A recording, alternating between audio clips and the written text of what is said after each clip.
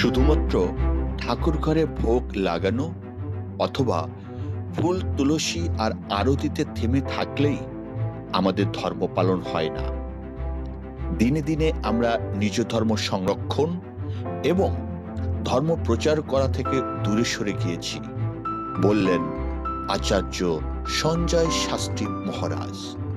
চারঘাট সনাতনী জাগরণ মঞ্চ আয়োজিত 22শে জানুয়ারি 2025 উত্তর 24 পরগনার মসলন্দপুর এলাকার চারঘাট বাজার পাইকারি হাট স্থানে হাজার কণ্ঠে গীতাপাঠ অনুষ্ঠানে উপস্থিত হাজার হাজার হিন্দুত্ববোধে বিশ্বাসী জনসাধারণের বিবেক বোধ জাগরণের উদ্দেশ্যে বর্তমান বাস্তবসম্মত জ্ঞানে বলেছিলেন আচার্য সঞ্জয় শাস্ত্রী মহারাজ। চলুন দর্শক এবং শ্রোতাগণ সনাতনী হিন্দুত্ববোধে বিশ্বাসীদের উদ্দেশ্যে সেই বক্তব্যটি শুনি। ভাষায় বলবো, সীতা রামময় জগজানি সবহু করহু প্রণাম করি জোর প্রাণ। এই দাস সমস্ত জীবকুল স্থাবর জঙ্গম কীট পতঙ্গ জলচর স্থলচর যে যেখানে আছেন সূক্ষ্মে কিংবা সাকারে সবাইকে নত শিরের ভগবৎ স্বরূপ জ্ঞানে প্রণাম জানাই। আজ একটা অত্যন্ত হর্ষের দিন।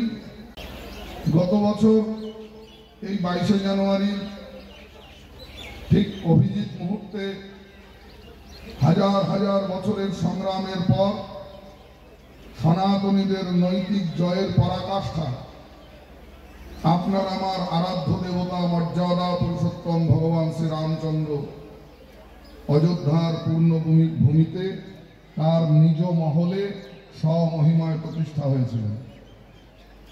এই ভারতবর্ষে একটা সময় যারা আমাদেরকে টিটকারি দিত, মন্দির वही बनाएंगे पर तारीख नहीं बताएंगे, আমরা বুক ঠুকে ওই বিধর্মীদের চোখে আঙুল দিয়ে তারিখও বলেছিলাম এবং ভব্য দিব্য মন্দিরের সমর্যাদায় ভগবান শ্রী রামচন্দ্র প্রতিষ্ঠা হয়েছিলেন।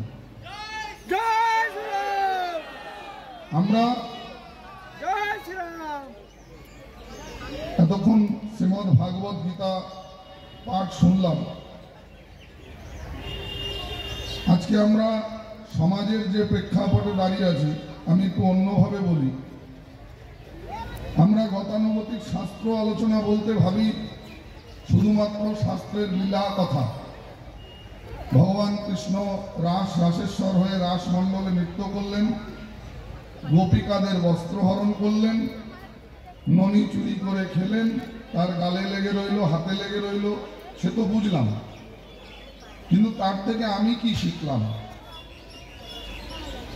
আমরা কিছুই শিখলাম না। জয় জোকার দিলাম, লুটের বাতাসও করালাম, প্রসাদ পেলাম, পাতা ফেললাম, ভক্তি উবে কর্পূর হয়ে গেল, যে যার যার বাড়ি চলে গেলাম। আবার পুনরমুষিকো ভব, থোর বড়ি খারাপ, খারাপ বড়ি থোর। এই হচ্ছে আমাদের ভক্তি জীবন। অপরাধ নেবেন না কেউ, আমি একটু কড়া কথা বলি হয়তো, কিন্তু আপাত মনোরমকারী কথা আমি বলতে পারি না। যার জন্যে আমরা ধর্মাচরণ বহু পুরুষ ধরে যুগ যুগ ধরে ঋষি পরম্পরা ধরে করে আসছি। আমাদের হিন্দুর মঠ মন্দির, সেখানে নিত্য পূজা, হোম, যাগ, যজ্ঞ, কীর্তন, 64 মহন্তের ভোগ, মালসা ভোগ, নগর পরিক্রমা, ধুলট সব আমরা করি। তথাপি আজ আমাদের ওপর এহেন অভিশাপ কেন নেমে আসছে? আমরা যেটা করি না সেটা হচ্ছে ধর্মাচরণ করেই আমরা ক্ষান্ত হয়ে গেছি। আমরা যেটা করিনি সেটা হচ্ছে ধর্মের সংরক্ষণ আর স্বধর্মের প্রচার। আমরা একটা মন্দির তো করলাম, এবার মন্দির করে ধর্ম বলতে আমরা বুঝি ঠাকুর ঘরে ভোগ লাগানো, ফুল তুলসী ঘণ্টা নাড়ানো আর 3 বেলা আরতি করা। কিন্তু সনাতন ধর্ম এত ক্ষুদ্র নয় যে শুধুমাত্র আপনার আমার ঠাকুর ঘরেই সীমাবদ্ধ থাকবে। আমরা যেটা করতে অসক্ষম হয়েছি সেটা হচ্ছে স্বধর্মকে সংরক্ষণ দেওয়া।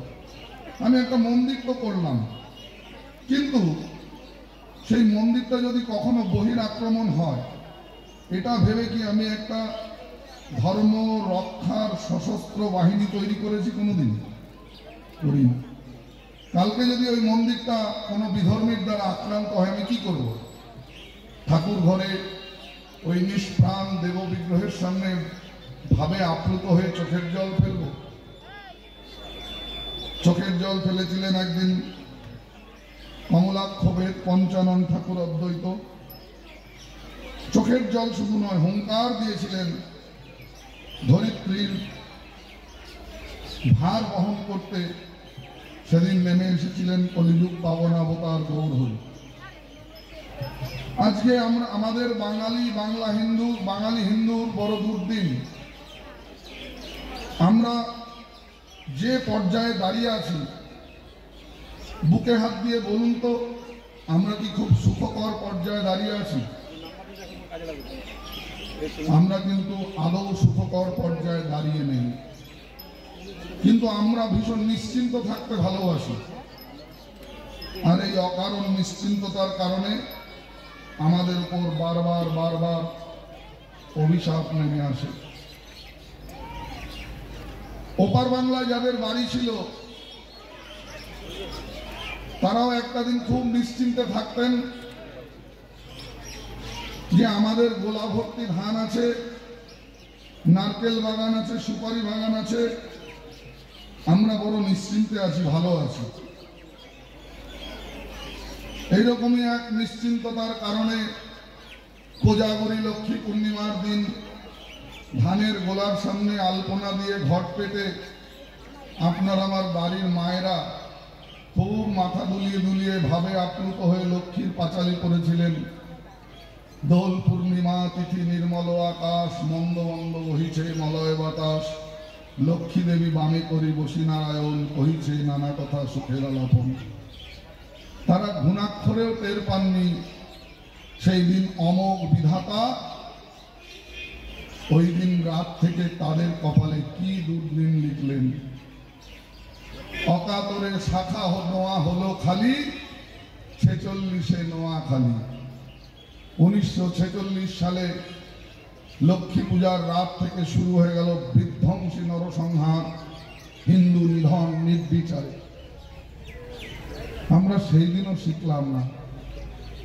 আমাদের আজকের জাতির পিতা নোয়াখালীতে লং মার্চ করতে গেলেন। লং মার্চ করতে গিয়ে যখন নোয়াখালীর মায়েরা জাতির পিতার কাছে নিদান চাইলেন, বাপু ওই বিধর্মীরা আমাদের নির্বিচারে আমাদের আব্রু, আমাদের ইজ্জত, আমাদের সম্ভ্রম হনন করছে। সেদিন আমাদের জাতির পিতা কি বলেছিলেন জানেন? বলেছিলেন, ওরা তো একটু উগ্র, ওরা ওগুলো করবে। ওরা যখন তোমায় ধর্ষণ করবে তখন দাঁতে দাঁত চিপে সহ্য করো আর ঈশ্বরকে স্মরণ করো। সেদিন যদি যুগাচার্য, ভারত সেবা আশ্রম সংঘের প্রতিষ্ঠাচার্য সিংহপুরুষ স্বামী প্রণবানন্দজি ওরফে ব্রহ্মচারী বিনোদ বাংলাদেশে সিংহনাদ না করতেন, সিংহ হুঙ্কার না ছাড়তেন, সারা বাংলাদেশে হিন্দু উচ্চারণ করার মানুষ থাকতো না। আমরা ইতিহাস থেকে শিখলাম না। ফলে কি হলো? আপনার আমার পূর্বপুরুষের পরিচয় হলো পূর্ব পাকিস্তানি, তারপরে হলো বাংলাদেশি, তারপর শেয়াল কুকুরের মতো পালিয়ে এক কাপড়ে পালিয়ে এপার বাংলাদেশের নাম হলো রিফিউজি। তবু আমরা ইতিহাস থেকে শিখলাম না। আমরা এমন এক ইতিহাস বিমুখ আত্মবিস্মৃত জাতি। আমরা না শিখলাম ইতিহাস থেকে, না শিখলাম নিজেদের শাস্ত্রগ্রন্থ থেকে, না শিখলাম নিজের উপাস্য দেবী দেবতার থেকে। আমরা এমন এক আত্মবিস্মৃত ঘুমন্ত জাতি। সেদিন তার আঁচ লেগে কলকাতায় সুরাবউদ্দিন ডাক দিলেন ডাইরেক্ট অ্যাকশন ডে। শুরু হয়ে গেল নির্বিচারে হিন্দু নরসংহার, দ্য গ্রেট ক্যালকাটা কিলিং। কলকাতার রাস্তায় মিছিল বেরিয়েছিল হাত মে বিড়ি মুমে পান লড়কে লেঙ্গে পাকিস্তান। সেদিন যদি গোপাল মুখোপাধ্যায় ওরফে গোপাল পাঠা এপার বাংলার হিন্দুদের সপক্ষে না দাঁড়াতেন, এপার বাংলায় হিন্দু বলতে কেউ থাকতো না। আমরা সেদিনও চুপ ছিলাম। আমি তো ভালো আছি, কিন্তু মনে রাখবেন, গ্রাম পুড়লে কিন্তু দেবালয় বাঁচে না। সমস্ত গ্রামে আগুন ধরে গেলে গ্রামের মাঝখানের মন্দিরটা রেহাই পায় না। তাই যতই শাস্ত্র পাঠ করুন, যতই ভাবে আপ্লুত হয়ে কীর্তন করুন, আমি কীর্তনের বিরোধী নই, কিন্তু শ্রীমান মহাপ্রভু যে কারণে সংকীর্তন করতে বলেছিলেন, কথাটা হচ্ছে সংকীর্তন, অর্থাৎ সঙ্গবদ্ধ কীর্তন। সংকীর্তনের মাধ্যমে সমাজের সমস্ত বর্গের মানুষকে একটা ছাতার তলায় এনে কলিযুগ পাবনা অবতার গৌরহরি সেদিন ওই দুরাচারী চাঁদ কাজীর দরবার ঘেরাও করে দেখিয়ে দিয়েছিলেন সংকীর্তনের শক্তি কতখানি। কিন্তু আমরা সংকীর্তন বাদ দিয়ে দিলাম, খালি ভাবে আপ্লুত হয়ে কীর্তনটাই করলাম। সেদিন দেবতা মুক্তিমন্ত হয়ে আমাদের রক্ষা করেনি, কারণ মহাপ্রভু বলছেন সংঘ শক্তি কলৌ যুগে আমরা কিন্তু সংঘবদ্ধ হতে পারলাম না, আমরা ঐক্যবদ্ধ হতে পারলাম না। আমাদের শাস্ত্র শিক্ষা দিল সংগচ্ছধ্যম সম্বদধ্যম সম্বোমনাসি জানতা, একসঙ্গে চলো, একই কথা বলো। সেদিন নবদ্বীপ চন্দ্র কলিযুগ পাবন অবতার গৌরহরি হাজার হাজার নদিয়াবাসীকে একত্রিত করে যেদিন মলয় চাঁদ কাজী ফতোয়া দিয়েছিলেন প্রকাশ্য রাজপথে হিন্দুদের হরিনাম চলবে না, শ্রীবাস অঙ্গনে নির্বিচারে শিখল ভাঙা চলল। কলিযুগ পাবন অবতার গৌরহরি, যার পৌরুষ ব্যাখ্যা করতে গিয়ে শাস্ত্র বললেন চৈতন্য সিংহের নবদ্বীপে অবতার, সিংহ গ্রীব সিংহস্কন্ধ সিংহের হুঙ্কার। সেই গৌরহরিকে আমরা বোকা বাঙালির দল ন্যাকা চৈতন্য বানিয়ে দিলাম। হায় রে বাঙালি হিন্দু, আমরা কথায় কথায় বলি না, হ্যাঁ ন্যাকা চৈতন্য, অথচ এইরকম একটা সিংহ পুরুষ যিনি সেই দিন সমস্ত রাজশক্তিকে নতজানু হতে বাধ্য করেছিলেন তার অধ্যাত্ম শক্তি দিয়ে, সেই গৌরহরি আমাদের মাঝে এলেন, আমরা কিন্তু চিনলাম না। আমরা এতটাই ইতিহাস বিমুখ, এতটাই আত্মবিস্মৃত, এতটাই ঘুমন্ত। শ্রীমদ্ ভাগবত গীতা, তার সঙ্গে আমাদের হিন্দু সমাজের, বাঙালি হিন্দু সমাজের পরিচয় হচ্ছে ঠাকুর ঘরে একটা লাল সাদু কাপড় দিয়ে জড়িয়ে তার উপর নিত্য ফুল তুলসী দিতে দিতে চন্দনের এত মোটা পরত পড়ে যায়, কোষাকুষির জল দিতে দিতে পাতাগুলো লাল হয়ে গেছে। আমরা কিন্তু গীতা থেকে শিক্ষা নিলাম না। যেদিন হতাশ অর্জুন কুরুক্ষেত্রের রণাঙ্গনে, একটু আগেই পণ্ডিত মশাইরা পাঠ করছিলেন, অর্জুন বলছেন আমি চাই না এই রুধিস্নাত সিংহাসন, আমি চাই না আর্যাবর্তকের রাজপাট, স্বজনকে হত্যা করে গুরুন হত্যাহি মহানুভাবান শ্রেয়ম ভক্তং ভৈক্ষ্যামপি ইহলোকে, আমি ইহলোকে ভিক্ষান্নে জীবন কাটাবো তাও ভালো, আমি চাই না স্বজনকে বধ করে সেই রুধিস্নাত সিংহাসনকে ভোগ করতে। অর্জুন একেবারে বিমর্ষ হয়ে পড়লেন। অর্জুনের নার্ভিক সিস্টেম ফেল করলো। সিদন্তি মম গাত্রাণি মুখম চ পরিশুষ্যতি বেপথুষ্ট শরীরে মে তকচ্চৈব পরিদহীয়তে নচ গান্ডীব সংস্কৃতে হস্তাৎ তকচ্চৈব পরিদহীয়তে। আমার হাত থেকে ধনুক ভান খুশে যাচ্ছে, আমি পারছি না স্বজনের বুকে তীর চালাতে। ভগবান সেদিন অর্জুনকে বলেছিলেন, অর্জুন ক্লীবের স্বভাব তোমার শোভা পায় না, তুমি ক্ষত্রিয় সন্তান, যুদ্ধ করা তোমার জাতি ধর্ম, অতএব রণাঙ্গনে এসে বাবু কাঁদুনি গাইলে চলবে না। সেদিন ভগবান অর্জুনকে যুদ্ধার্থে উত্থিত করার জন্য বলছেন, অর্জুন তুমি এত ভাবছো কেন? হতবা প্রাপ্স্যসি স্বর্গম জিত্বা ভোক্ষ্যসে মহিম, তোমার কোনো লস নেই। তুমি যদি যুদ্ধে জয়লাভ করো রাজ্য ভোগ করবে, তুমি যদি যুদ্ধে রণাঙ্গনে প্রাণ ত্যাগ করো তুমি বীর গতি প্রাপ্ত হবে। সেই থেকে যারা দেশমাতৃকার রক্ষার জন্য হাসতে হাসতে বুকে গুলি খায়, আমরা কিন্তু বলি না অমুক মারা গেছে, আমরা বলি বীর গতি প্রাপ্ত হয়েছে। অর্থাৎ আপনি 500 বছর মালা জপ করে যা প্রাপ্ত করবেন, একজন দেশমাতৃকার সেবক সীমান্ত রক্ষা করতে গিয়ে যদি বুক পেতে গুলি খায়, সোজাসুজি ভগবত ধামে যাবে। তাই জন্য বলা হয় বীর গতি প্রাপ্ত হয়েছে। কারণ আমাদের ভারতবর্ষের দেশমাতৃকার বীর সেবকরা ওই সিয়াচিনের -0 ডিগ্রিতে যখন ডিউটি করে না, তারা ওই সীমান্ত পাহারা দেয় বলে আপনি আমি এখানে বসে বসে ভাগবত কথা শুনতে পারছি, আপনি আমি এখানে বসে এত নিশ্চিন্ততায় ভাবে বিহুবল হয়ে গীতা পারায়ণ শুনতে পাচ্ছি। তা যদি না হতো তাহলে কিন্তু আমরা পারতাম না। তাই তারা যখন প্রাণ দেয় তখন বীর গতি প্রাপ্ত হয়। ভগবান অর্জুনকে বলছেন, হতো বা প্রাপ্সি স্বর্গম, তুমি বীর গতি প্রাপ্ত হবে, স্বর্গ প্রাপ্ত হবে। যে কোয়া ভক্ষসে মহিম, এই রাজপাট বীরভোগ্যা বসুন্ধরা, এ ধর্ম বীরের ধর্ম। আরে তারা কি বুঝবে যারা ভারতবর্ষের বহিরাক্রমণের বিষম পরিস্থিতিতে তলোয়ারের ডগার সামনে ধর্ম পরিবর্তন করেছিলেন? তারা কি জানবে এই ধর্মের মাহাত্ম্য? যারা সেই বিষম পরিস্থিতিতে মৃত্যুকে চ্যালেঞ্জ দিয়ে তলোয়ারের ডগায় স্বধর্মে দাঁড়িয়েছিলেন, আজকে তাদের পরম্পরার ধারক বাহক হচ্ছেন আপনারা সনাতনী হিন্দু। আমি বলতে চাই না, কিন্তু কথা প্রসঙ্গে বলতে হয়। আমরা বাংলায় আজকে এমন একটা পজিশনে দাঁড়িয়ে আছি, ওপার বাংলায় তো দেখছেন কি হচ্ছে। হাজার হাজার হিন্দুর দেবালয় নির্বিচারে ভস্মীভূত করা হচ্ছে। হিন্দু সন্ন্যাসী চিন্ময় কৃষ্ণ প্রভু